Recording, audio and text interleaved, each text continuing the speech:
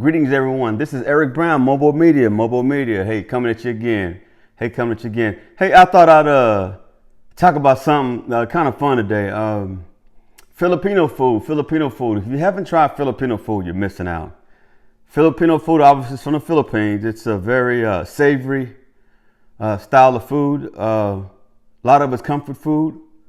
They like rice with all their food. Sometimes I don't eat the rice with the food because the rice, obviously, for me, the carbs, I try to keep an eye on my carbs.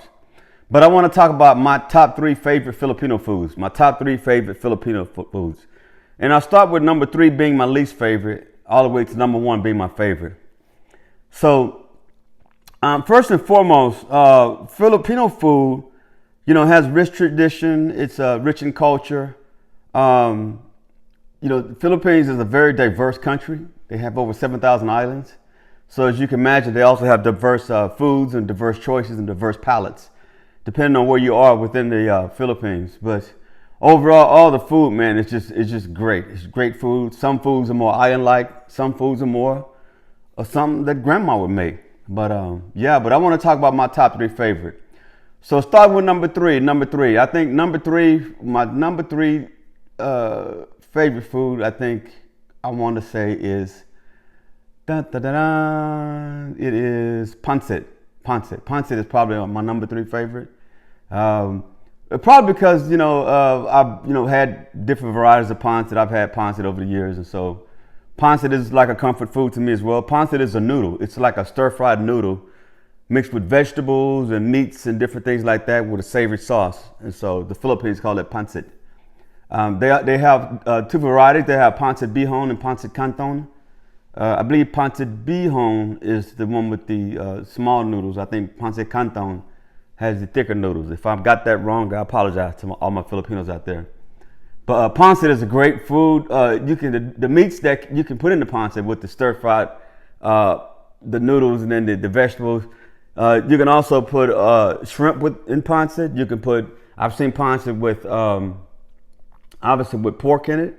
I've seen pancit with chicken. I've seen pancit with beef. I've seen pancit with a little bit of mix of everything. I've seen pancit that's vegetarian with no meat in it. I've also seen pancit with just pancit with vegetables with fish balls in it. If you haven't tried fish balls, they're a staple in Asia, so I definitely encourage you to try them. They're pretty good. Street food, pretty much. But pancit is my number 3 favorite food. Pancit is great. It's a great food, particularly like when you just want to sit down and have a comfortable meal and watch a good television show and make your nice bowl of pancit. I like lemon juice on my pancit, big time. I love lemon juice on my pancit. There's something about the flavors that the Filipinos use within those dishes that the lemon juice for me brings out those flavors. So I always love to. And lemon is something that's served with pancit. That's part of the tradition. You have slices of a lemon, or in the Philippines they have what's called calamansi. Calamansi is like a lime, but it's more like a mix between a lime and an orange and a lemon, and a little bit of everything. But it's small, green, very flavorful. But I like lemon on my pancit. So pancit is my number 3 favorite Filipino food. Just because it's my number 3 doesn't mean it's I don't like it. It's just that I've got to make a choice between 3. So number 2, my number 2 favorite Filipino food.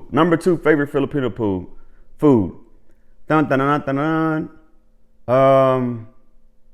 I think number 2 is gonna have to be lumpia, the Filipino lumpia, or Shanghai lumpia. Shanghai lumpia I think is more Chinese, but Filipino lumpia. Lumpia is pretty much a fried roll with vegetables in it, meat inside of it, things like that. But before they put all those things together, they make a really nice little concoction, a mixture oftentimes with meat, vegetables, different things like that, and then mix it all up, and then sometimes they'll pre-cook it with meat and things like that, and then roll the little lumpia up and then fry them. Now I've had a lot of different varieties of lumpia. I'll tell you, I've had another thing called fresh lumpia, and I'll be honest with you, not a fan of fresh lumpia. I'm sorry for those out there, those very authentic Filipinos and Filipinos. Fresh lumpia, man, it's really like a soft lumpia, and it's got like this soft, I don't know, what do you call it, man? Like the soft doughy covering, and it's all soft. You know what I'm saying? It's fresh vegetables and fresh ingredients. It's not a bad dish. It's just, it's for me, it's difficult to eat it. The fresh lumpia. So it's really difficult for me to eat it like that. I'm a big fan of the old traditional deep fried lumpia. Lumpia can be done a number of different ways. You can do lumpia with chicken. Obviously, you'd see it with pork. I've seen lumpia with beef. I've seen seafood lumpia. I've even tried doing lobster lumpia myself many years ago. It turned out actually pretty good. You obviously have vegetarian lumpia, lumpia with no meat, and it's just as savory and just as good. But lumpia, I think, is my number 2 food. Lumpia is certainly a comfort food also within itself. I mean, lumpia is one of those things, if you have a party or someone is throwing a gathering or something like that, you can fry up a lot of lumpia and bring them to the party, and guaranteed they'll all be gone, particularly with the sauces that go with it. Sweet and sour sauce, any other kind of sauce.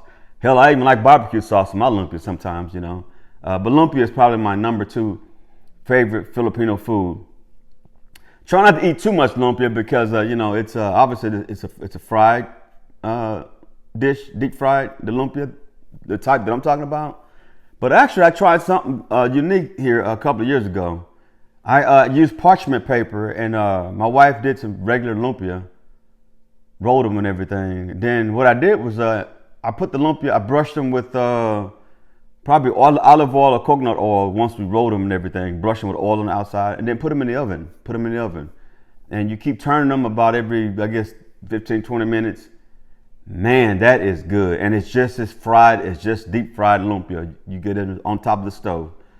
It is good because I think the parchment paper definitely has a lot to do with it. The parchment paper, I think, pulls the moisture out of the air of the meats and things like that. But lumpia in the oven, baked lumpia. And you end up turning up just like fried lumpia, just great. So my number 1 favorite food in the Philippines, I will tell you, my journey in the Philippines began in 1988 is when I first arrived to the Philippines. And ever since I arrived to the Philippines, this one dish has always been my number 1 go-to dish, no matter where, no matter who's throwing a party, if Filipinos are having a gathering, whatever, I'm looking for this dish. My number 1 favorite Filipino food is chicken adobo. Chicken adobo, man, I can't tell you enough about, the way it tastes and how savory it is. And, everybody has their own versions of chicken adobo. But in my mind, there's really only one chicken adobo with the brown sauce with the chicken, and you brown it up and everything. Sometimes people would put potatoes with the chicken adobo. But chicken adobo is almost like I want to say Mexicans also make the same type of dish. In a sense, they just use different spices, more Hispanic, Mexican spices, where Filipinos use more, spices readily available there in the Philippines, such as vinegar and obviously garlic, some things like that. Pretty simple dish, man. The biggest thing about, I think, adobo is the vinegar that they use in the adobo, because it does something to the chicken, man. It does something to the chicken, and it just, man, it marinates it just right with the soy sauce and some of the other items there. I think they even put a little sugar in it, I think, in some adobos. But I've seen a lot of different varieties of adobo too. I used to be very, very, very, very crazy about pork adobo. That's where it started for me, pork adobo. Because in the Philippines, particularly back then, pork was cheaper. It's a cheaper meat than chicken, you know what I'm saying? So you find pork in most places, a lot of restaurants, a lot of street foods. Don't get me wrong, chicken is plentiful, but it seems like pork was a staple, the number 1 meat staple there. And beef was obviously, that's pretty expensive, so you hardly ever found beef. Beef is there, don't get me wrong, but it's not as plentiful as pork. But yeah, chicken adobo. Matter of fact, I just had some 7 days ago. There's a restaurant here in Austin, Texas called Little Mama's. We've been going there for 15 years.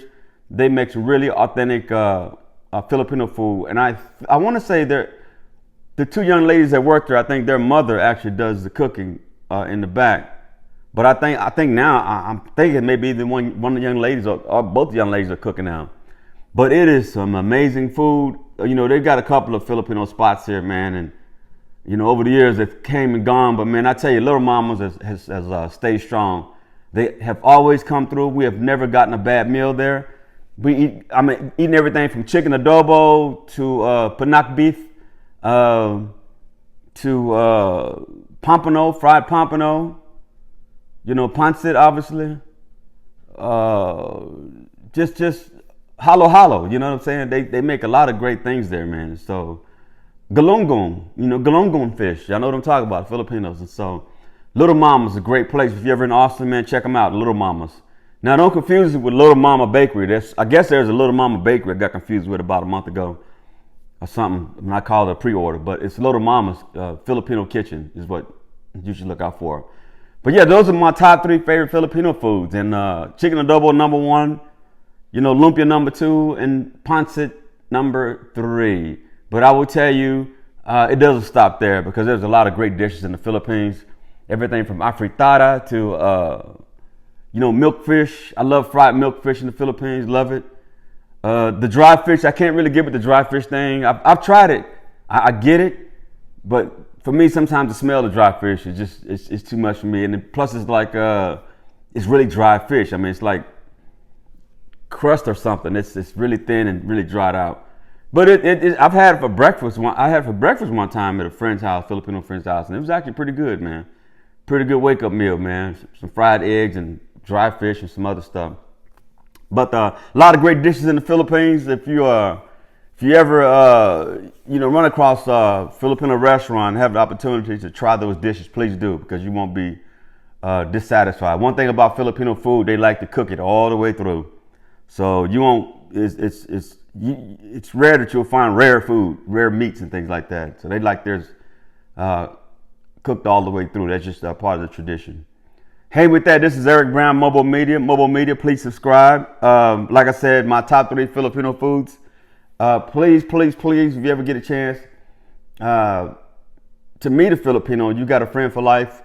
And if you ever get a chance to try Filipino food, you're in for an amazing experience. With that, I'll let y'all go. Y'all take care. This is Eric Brown, MOBO-Media. I'm out.